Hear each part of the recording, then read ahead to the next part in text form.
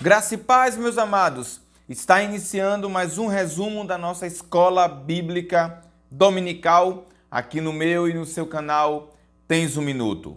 Que Deus abençoe a sua vida poderosamente. Eu quero mandar a paz do Senhor para você que nos assiste, tanto aqui em nosso estado, Pernambuco, como também em outros estados, pois eu sei que há irmãos também em Rio Grande do Norte que nos assistem e acompanham o nosso material. Que Deus abençoe a vida dos amados aí e que o Senhor possa instruir os amados cada vez mais na sua palavra, para que os irmãos possam levar esse evangelho com muita clareza e com muita humildade e cheio da unção de Deus, como eu sei que o Senhor já tem feito na vida de vocês. Amém? O nosso tema de hoje que nós iremos abordar será a nossa sexta lição, datada do dia 7 de agosto de 2022. O título da lição é A Sutileza das Ideologias Contrárias à Família. É um tema de suma importância, um tema relevante, um tema muito atual e que nós, como cristãos, precisamos ficar atento a essas ideologias que têm tentado se infiltrar dentro da igreja do Senhor. Então, sem mais delongas, eu te convido para abordarmos esses temas à luz da Bíblia Sagrada em instantes. Vem comigo!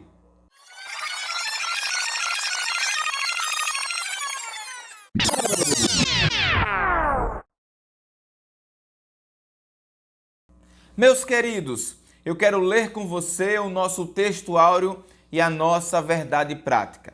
O texto áureo se encontra lá em Gênesis, capítulo 2 e o versículo de número 18. O texto nos diz: E disse o Senhor Deus, não é bom que o homem esteja só, far-lhe-ei uma adjuntora que esteja como diante dele. Nossa verdade prática nos diz: dentre os muitos perigos que a sociedade contemporânea enfrenta, estão aqueles de natureza ideológica que planejam destruir a família. A nossa leitura bíblica em classe se encontra lá em Gênesis, capítulo 2, do versículo 18 ao versículo de número 24. Acompanhe comigo. E disse o Senhor Deus, não é bom que o homem esteja só.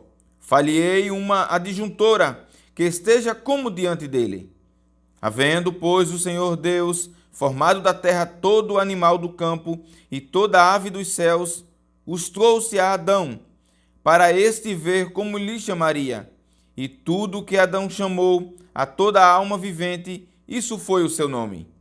E Adão pôs os nomes a todo o gado, e às aves do céu, e a todo animal do campo.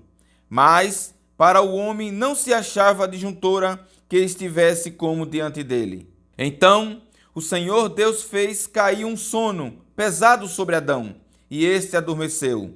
E tomou uma das suas costelas e cerrou a carne em seu lugar.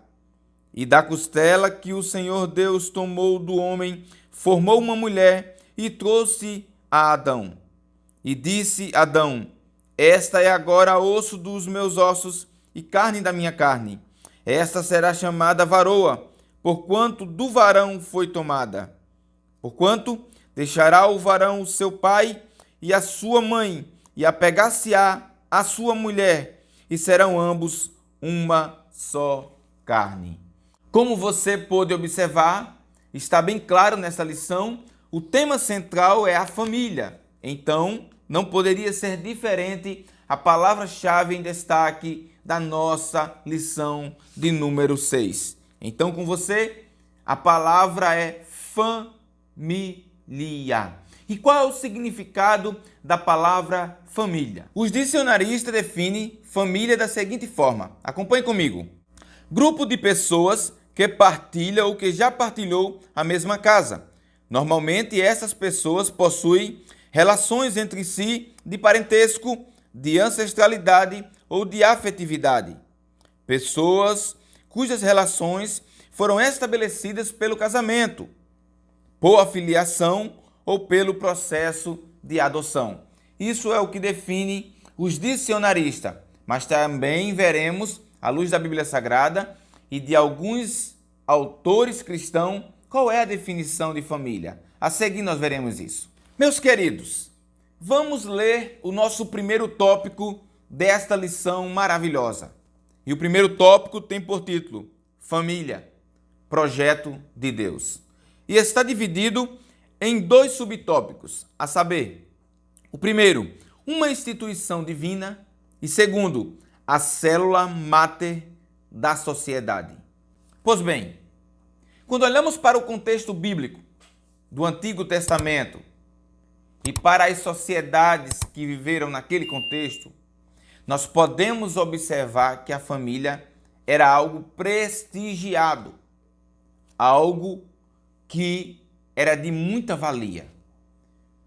Claro que quando nós observamos todo esse contexto, nós vemos que aquelas famílias eram famílias não apenas no nome, não porque pertencia a tal indivíduo, mas eles tinham um grau imenso de aproximação. Ou seja, porque a maioria deles viviam em clãs.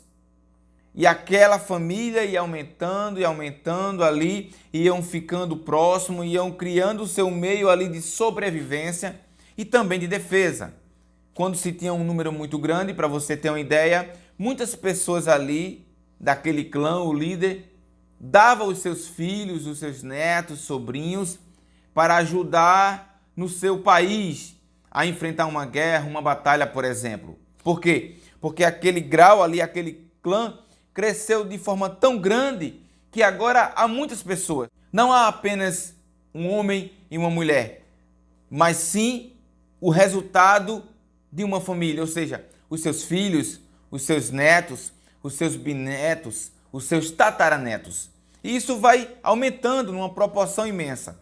Você pode observar, e eu deixo já bem claro aqui no começo da nossa fala, nesse resumo, que a família é um projeto de Deus não apenas para os judeus, para que você não entenda, não. É um projeto de Deus apenas para o contexto judaico-cristão. Não. A família é um projeto de Deus para a humanidade. E a humanidade do tempo antigo entendeu muito bem isso. Tanto aqueles que eram judeus, quanto também aos seus arredores, podemos observar esse prazer em se ter seus filhos, em ter uma família ali unida, junta, grande. Você pode observar, por exemplo, Abraão, que vivia com seus pais e quando saiu de perto dos seus pais, que Deus o ordenou, que leva Ló também, nós vemos ali uma grande família, tanto da parte de Abraão, ou de Abrão no começo, como também de Ló. Então você pode observar que havia essa aproximação, havia essa harmonia, diferente do contexto a qual nós estamos vivendo, que a família tem sido todos os dias confrontada, que o projeto estabelecido por Deus a priori tem tido grandes confrontos, grandes embates, e a maioria da população pós-moderna que não serve ao Senhor e nem vive pelos seus valores, dizem que o nosso modelo é um modelo ultrapassado, retrógrado e que não tem mais validade para a contemporaneidade. Porém, nesse breve resumo, eu quero deixar claro, à luz da Bíblia Sagrada, daquilo que nós acreditamos e cremos e vivemos, que os valores de Cristo permanecem para sempre. E aquilo que é projeto de Deus desde a antiguidade continua sendo projeto de Deus, mesmo que uma grande maioria não acredite. Nós acreditamos e vivemos esse projeto de Deus. Entenda uma coisa, tudo que nós iremos estudar a partir de então aqui sobre a família, essa desconstrução do projeto original tem tudo a ver com o que nós estudamos nas lições anteriores, principalmente dos movimentos de 1960. Está eu aqui falando novamente nesse movimento, na Revolução Sexual, na Revolução contra a Cultura e tantos outros movimentos que se levantaram contra esse projeto. Então, o que nós estamos estudando aqui, novamente, parece até ser redundante falar novamente sobre a família, mas estamos falando porque realmente é de suma importância abordar esse tema. Ora, se a igreja não ensinar aos seus membros sobre as verdades bíblicas e sobre o que Deus estabeleceu para a família, outros irão ensinar. E a pergunta é: quem vai ensinar? Quem vai passar esse ensinamento para seus filhos, para sua casa? Será que é alguém que teme a Deus, que vive pela palavra, ou é alguém carnal e que não serve ao Senhor? Por isso que nós, como Igreja de Cristo, precisamos levantar essa bandeira chamada família, projeto de Deus. Esse é o nosso breve comentário acerca desse primeiro tópico, que tem por título Família, um projeto de Deus. Uma coisa que eu quero destacar para você aqui, o autor destaca, é sobre essa célula máter, ou essa célula mãe. O que é a mãe? A mãe é a reprodutora, é aquela de onde o filho vai nascer, a filha vai nascer. Aqui o autor da revista traz esse significado para esse projeto. Ele está querendo dizer, olha, sem uma família heterossexual, monogâmica, não tem como uma sociedade se desenvolver, crescer, se formar, porque faz-se necessário essa estrutura estabelecida por Deus para que haja o crescimento, desenvolvimento de uma família e também da sociedade. Amém? O nosso segundo tópico vai embasar o que nós falamos no primeiro tópico. Ou seja, nós estudamos no primeiro tópico que a família é um projeto de Deus. E no segundo tópico nós vamos falar sobre o quê? Os fundamentos da família cristã. E nesses fundamentos nós iremos abordar 3 pontos principais. Qual é o primeiro? Monogâmico e heterossexual. E em segundo, indissolúvel e confessional.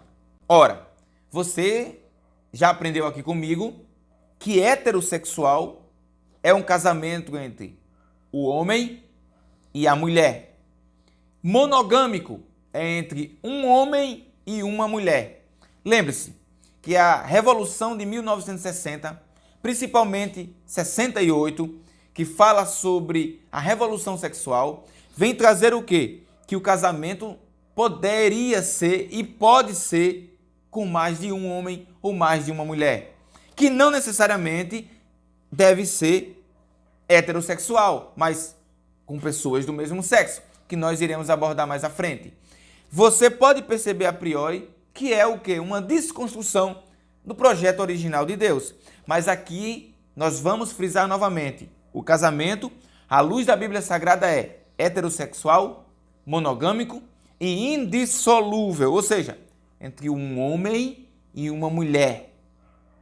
Apenas um homem e uma mulher. Nós vemos na Bíblia Sagrada vários casos de poligamia. Você, quando lê o texto bíblico, você observa. Porém, você também observa as problemáticas, os problemas que surgiram por essa desobediência a Deus, pois isso não faz parte do projeto original de Deus. Ok, meu querido? Olha, outra coisa que eu quero frisar com você aqui é sobre o segundo subtópico desse segundo tópico, que fala sobre o indissolúvel e o confessional. Aí você pode perguntar, o que é o confessional, Antônio? Aqui o autor vai falar justamente sobre essas pessoas que confessam a mesma fé. Ou seja, há um pastor que ele ensina de forma engraçada, nas redes sociais você conhece, que ele vai falar, olha, se você é católico, case com um católico. Então vocês dois vão para a missa. Não há divergência nisso. Se você é um espírita, case com um espírita. Então você vai para o centro espírita. Não há divergência nisso. Se você é um cristão, case com um cristão. E juntos vão para a igreja. Não há divergência nisso. Por que aqui o autor está falando desse confessional? Por quê? Ele está dizendo dessa divergência de você casar, por exemplo, você é um cristão e casa com uma pessoa católica. E então essa pessoa quer ir ao domingo para a missa. E você quer ir domingo para a EBD. Você pode ver que não há uma coerência. E é claro que vai ter atritos aí, entre um querer ir para um canto e querer levar o outro, e o outro querer ir para o outro também querer levar o outro. E acaba cada um indo para um canto. E o casamento, como você sabe, é algo unido. O casamento deve ser algo coerente. Tem uma coisa também que nós falamos aqui, é monossomático, ou seja, tornar-se-ão uma só carne. Se tornar-se-ão uma só carne, algo unido, algo junto, para onde um vai, o outro vai. para onde um não vai, o outro também não vai. Que essa seja aqui o autor trazendo de forma clara e objetiva e eu falando para você de forma rápida o entendimento sobre casamento, ok? Outra coisa que eu quero aqui destacar para você é sobre essa indissolubilidade, né? Aí você pode me perguntar, Otoniel, quais são os casos que eu sei que existe que podem uma pessoa se separar? Porque o Senhor disse que o casamento é até que a morte o separe. E o autor diz, olha, não é regra, é uma exceção, mas a primeira exceção é quando há adultério. Isso você pode ver lá em Mateus capítulo 19 e o versículo de número 9. Outro caso é quando há abandono, mas abandono não por parte do cristão, mas daquele que não é cristão. Então, nesse caso, está lá em 1 Coríntios capítulo 7, verso 15, quem vai tratar isso é o apóstolo Paulo. Abre sim essa exceção só nesses dois casos. E você tem que entender que não é uma regra, mas sim uma exceção. Eu quero ler essa parte do texto que o autor colocou para a gente aqui. Escute bem isso. O cristão e a questão da confessionalidade, a Escritura preceitua que não deve haver. Entenda isso. A Escritura preceitua que não deve haver uma união entre o crente e o incrédulo. É aquilo que eu falei anteriormente para você. Tem que haver convergência e não uma divergência. Isso está lá em 2 Coríntios 6, 14. Entenda uma coisa. O pensamento do crente e o pensamento do incrédulo é totalmente diferente. É por isso que o crente deve se casar com um crente. E se preferir, um crente mais crente do que você. Amém? Lemos o nosso primeiro tópico, analisamos o nosso primeiro tópico e analisamos também o nosso segundo tópico, que teve por título os fundamentos da família cristã. E eu retorno a falar para você. Quais são eles? Heterossexual, homem e mulher. Monogâmico, entre um homem e uma mulher. Indissolúvel, ou seja, até que a morte os separe, ou nessas exceções que eu apresentei para você aqui. E também confessional, que o mesmo professem da mesma fé. Vamos então para o nosso terceiro e quarto tópico. O nosso terceiro tópico tem por título a sutileza da nova configuração familiar. E tem por subtópico, primeiro, casamento entre pessoas do mesmo sexo. E segundo, sexualidade não binária. Eu quero que você preste bem atenção aqui neste terceiro tópico. Não podemos tocar nesse tópico sem tocar no assunto da ideologia de gênero. O que afirma a ideologia de gênero, Toniel? A ideologia de gênero afirma que um homem não nasce macho, mas que, ao decorrer do tempo, das construções sociais, é que esse homem se desenvolve e se descobre, por assim dizer. Então, nesta configuração, nesse entendimento da ideologia de gênero, eu sou uma mulher que nasci num corpo de um homem. Esta é a ideia pregada, ensinada pela ideologia de gênero. E eu quero que você entenda uma coisa aqui. Quando nós partimos desse pressuposto de dizer que Deus não faz o macho e a fêmea, e que em um dado momento esse ser humano vai se descobrir, nós estamos aceitando de que Deus errou, Deus falhou no seu projeto da criação. E é claro que eu e você entendemos que o nosso Deus, ele não falha e não erra. Que ele é perfeito em tudo que ele faz. E quando ele faz macho, ele não se enganou de ter feito o homem macho. E quando ele fez a mulher, ele não se enganou de ter feito ela fêmea. Mas esse é um entendimento e uma desconstrução das verdades bíblicas que esta atualidade, essa pós-modernidade e essa revolução sexual quer trazer não só para o mundo, como tem aí ensinado, divulgado, mas também para o meio cristão.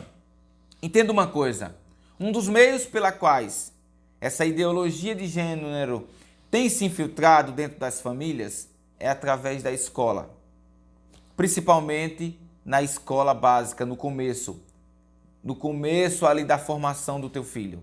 De forma embutida, de forma sutil, como o tema da revista que aborda conosco, eles têm tentado introduzir devagarinho esse entendimento, mostrando para aquela criança que, na verdade, ele não tem nada definido, que ele não nasceu um macho, que ele não nasceu uma fêmea, que ele pode ser o que ele quiser. Veja que coisa diabólica e contrária às verdades bíblicas e àquilo que Deus estabeleceu. Entenda outra coisa também interessante aqui. Há uma fala do Hitler que é interessante. Quando ele convidava uma família, os pais, a fazer parte das suas ideias, a se juntar com ele na batalha, que aquela pessoa negava e dizia, eu não quero fazer parte dos seus pensamentos, das suas ideias, ele dizia, não tem problema, os seus filhos já são meus. Ele estava falando, sabe do quê? Da educação, de doutrinar aquelas crianças. Ele estava dizendo, olha, você não quer, mas teus filhos que estão indo para a escola, nós estamos doutrinando eles naquilo que nós queremos que eles se tornem. Então, essa também é uma ideia da ideologia de gênero. De forma embutida, passar esse ensinamento para os teus filhos, para que os teus filhos percam a essência daquilo que Deus ensinou e que venha trazer essas confusões para a mente dos jovens de que ele não é aquilo que Deus fez, não é aquilo que Deus o formou, mas aquilo que ele vai se descobrir ao longo da sua vida. Então, de forma clara para você, ideologia de gênero define a seguinte coisa, que uma pessoa não nasce, ela se torna. Entenda bem isso, que uma pessoa não nasce, mas se torna. Uma das grandes influenciadoras desta bandeira é a Judith Butler. Judith Butler, ela diz a seguinte coisa. Eu gostaria de ler com você uma das falas dela. Acompanhe comigo. O gênero é uma construção cultural. Por isso, não é nem resultado causal do sexo, nem tão aparentemente fixo como o sexo. Homem e masculino poderiam significar tanto um corpo feminino como um masculino. Mulher e feminino, tanto um corpo masculino como um corpo feminino. Como eu falei anteriormente para você, para ela, a pessoa não nasce, mas se torna. Então ele pode ser um homem e decidir ser uma mulher, ou ela ser uma mulher e decidir ser um homem. Mas isso também não ocorre apenas com relação ao sexo. Mas essas ideologias também traz a ideia para você de que você pode ser o que você quiser. E isso é um grande problema para a sociedade. E é algo que deve ser combatido à luz da Bíblia Sagrada e ensinado em nossas igrejas para que os jovens da nossa atualidade possam enfrentar e confrontar esse tipo de pensamento destrutivo para a sociedade e também a família. Para finalizar esse tema de ideologia de gênero, eu quero citar alguns pontos que essa ideologia se propõe. Veja bem, o primeiro ponto que eu quero destacar para você é o seguinte, é anular a divisão natural e bipolar entre homem e mulher. Segundo ponto, opor-se à natureza do indivíduo. Terceiro, destruir a noção de família tradicional. Quarto, incentivar a educação sexual nas escolas, mesmo contra o consentimento dos pais. Outro ponto aqui, permitir que até mesmo crianças sejam submetidos a cirurgias de mudança de sexo. Outro ponto, legitimar perversões sexuais previamente consentidas. Outro ponto, impor leis que forcem os outros a aceitarem os diversos gêneros. Outro ponto ainda que eu destaco para você, criar uma linguagem própria, que você tem visto aí muito se falar da linguagem neutra. E por último, punir quem não seguir as imposições impostas por essa ideologia. Com isso, eu posso falar para você agora do primeiro subtópico desse terceiro tópico, o casamento entre pessoas do mesmo sexo. Por quê? Não tem como desassociar isso. Essa influência, tanto da revolução, como eu lhe falei, desses movimentos LGBTs, também desses movimentos feministas que precisamos destacar aqui, traz à tona esse casamento que foi bastante divulgado, levantado a bandeira no período de 1968 e também nos anos de 2000. Isso torna à tona este casamento que agora, desde 2011, é reconhecido oficialmente pelo Supremo Tribunal Federal. Ou seja, nenhum cartório do país pode mais se negar a realizar esses casamentos homoafetivos, pois as leis brasileiras agora reconhecem também como família. Mas uma coisa eu quero destacar para você. Assim como o divórcio deixou de ser pena e agora este casamento agora é legalizado, pode se tornar normal, legal para a sociedade e para as leis do nosso país. Porém, nós que servimos ao Senhor sabemos que ainda continua e continuará sendo pecado e indo de encontro às verdades estabelecidas por Deus. A sociedade pode mudar, o mundo pode mudar, mas a palavra do nosso Senhor permanece para todo sempre. O nosso segundo subtópico diz a sexualidade não binária. E o que é isso, Toniel? É uma pessoa que diz nem ser homem e nem mulher. Olha, eu não sou nem homem e nem mulher. Mas que também pode ser homem ou mulher. É denominado como genderqueer, ou queen, como você conhece. Está ali na sigla LGBTQ, é o quê? Aí você também começa a perceber aí uma distorção. Como é isso? Uma hora ele é um ou outro. Ou ele nem é nenhum dos dois. É uma pessoa indecisa. É uma pessoa que não tem base. E é claro, todo aquele que não tem a palavra de Deus como sua regra de fé e prática é uma pessoa que não tem base. É uma pessoa perdida. É uma pessoa que não tem um caminho a se seguir. Ou ele tem vários caminhos, como essa opção aqui nos mostra. Uma hora é uma coisa, outra hora é outra. Mas nós sabemos, mais uma vez aqui, aquele que nasceu homem, macho é homem. Aquele que nasceu fêmea é mulher. Não há dúvida para aquele que serve ao Senhor, porque Deus colocou essa certeza no nosso coração. O inimigo vem tentar roubar essa certeza, como tem roubado de muitas pessoas. Mas nós, como cristãos, não devemos também escantear essas pessoas, desprezá-las. Pelo contrário, saiba de uma coisa, ela também é imagem e semelhança de Deus. E nós precisamos levar esse evangelho, essa palavra de Deus, que liberta e que resgata o homem e a mulher do pecado. Só desta forma, eles terão sua vida liberta e então servirão ao Senhor na beleza da sua santidade e como se deve servir com o seu próprio corpo, como Deus assim o formou. Vamos para o nosso quarto e último tópico. Nosso quarto e último tópico tem por título Princípios Bíblicos para uma Família Sólida. E o primeiro subtópico, tem por título O Papel dos Pais. E aqui é que eu abro um parênteses muito grande. Por quê? Muitos desses acontecidos que têm ocorrido nas famílias vêm pela ausência dos pais, por estarem trabalhando, por não terem tempo para os seus filhos, por não buscar o conhecimento e a sabedoria da parte de Deus para ensinarem aos seus filhos. Entenda uma coisa, se você não ensinar aos seus filhos, outra pessoa vai ensinar.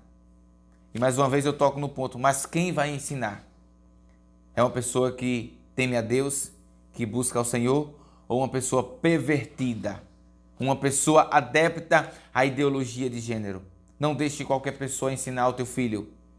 Acompanhe-o, veja o que ele está assistindo, a quem ele está assistindo. Acompanhe ele nas redes sociais, veja quem ele também tem acompanhado de volta. Ensine aos seus filhos as verdades bíblicas. Mostre para ele o caminho da verdade. Mostre aquilo que é abominável ao Senhor. Mostre aquilo que o Senhor ensina para que os filhos andem. A palavra de Deus é clara. Ensina o teu filho no caminho em que deve andar, para que quando ele cresça, ele não venha se desviar. E muitos desses filhos que têm se desviado é pela ausência dos pais, pela ausência de uma boa palavra, pela ausência de ensinamento do parte dos pais. Não negligencie o seu papel de pai dentro da tua casa, mas ensina o teu filho. A palavra de Deus lá em Deuteronômio diz: ensina o teu filho, seja andando, sentado, deitando, levantando-se. Ensina ao teu filho sobre as verdades bíblicas. Ou seja, não deixe em momento algum de ensinar ao teu filho a palavra de Deus, pois ela será fundamental para ele nesta contemporaneidade que tenta diariamente distorcer as verdades bíblicas. O teu filho só sobreviverá neste meio se ele tiver a palavra de Deus guardada dentro do seu coração. Como o salmista Davi diz: escondi a tua palavra no meu coração para não pecar contra ti. Mas se você não tem ensinado essa palavra para o teu filho, ele não tem guardado essa palavra no coração, mas outras coisas. Então tenha cuidado com isso. Mais uma vez, não negligencie o seu papel de pai. Por fim, o papel da igreja. Não só de evangelizar, não só de instruir esses pais e esses jovens, mas também de dar suporte. Há muitas igrejas por aí esses dias. Eu ouvia um pastor de nome, um pastor de uma grande igreja, falando que se deparou com uma situação como essa e ele não tinha como lidar. Ele não tinha meios, não tinha suporte para isso. Ou seja, ele não tinha experiência, não tinha buscado ainda. Por quê? Há muitos pastores que têm visto isso acontecer em tantas outras igrejas e nem pensa que isso pode acontecer dentro da sua igreja. Mas não só os pastores, como líderes de jovens, líderes de departamento, precisam estar habilitados, treinados, buscando conhecimento para, diante de uma situação como essa, poder lidar, não só à luz da Bíblia Sagrada, mas de outros mecanismos que possa lhe dar o suporte naquele momento. Então, o papel da igreja é fundamental, não só de evangelizar, não só de mostrar a verdade, mas também de dar suporte a esse pai que está com um problemão desse, a uma mãe, e também a esse jovem que está passando por esses ataques e que está com sua mente perturbada, com sua mente totalmente ali, sem um entendimento claro, porque esse é o papel do inimigo, trazer confusão para a mente dos jovens. Será que eu sou? Será que eu não sou? Será que eu ainda serei? Satanás tem investido de forma tão grande e tão pesada contra esse projeto que é a família, que você pode perceber que agora muitos cartórios, quando você vai registrar o nome do seu filho, está lá a opção para você deixar em aberto, se você quiser, para colocar futuramente se teu filho é masculino ou feminino, se ele é um homem ou uma mulher. Ele é quem vai decidir quando tiver maior. Veja que estratégia de Satanás. Mas, meu querido irmão e minha querida irmã, você que me assistiu até esse presente momento, se prepare, porque os dias ficarão piores. Nada vai melhorar, mas ficará pior, porque Satanás vai investir pesadamente e continuará investindo. Mas você é uma remanescente que Deus te chamou para ser luz e sal da terra. Então, faça valer essa luz e faça valer esse sal. E ensine aos teus filhos, ensine aos jovens que estão próximos de você as verdades bíblicas. E seja esse porta-voz do céu, mostrando a verdadeira verdade e o verdadeiro caminho, que leva o homem ao céu, que pode libertar qualquer vida, que pode transformar e que pode tornar ele um filho e uma filha de Deus. Que Deus te abençoe e que Deus te ajude. E muito obrigado por ficar conosco em mais esse resumo. Que Deus te abençoe.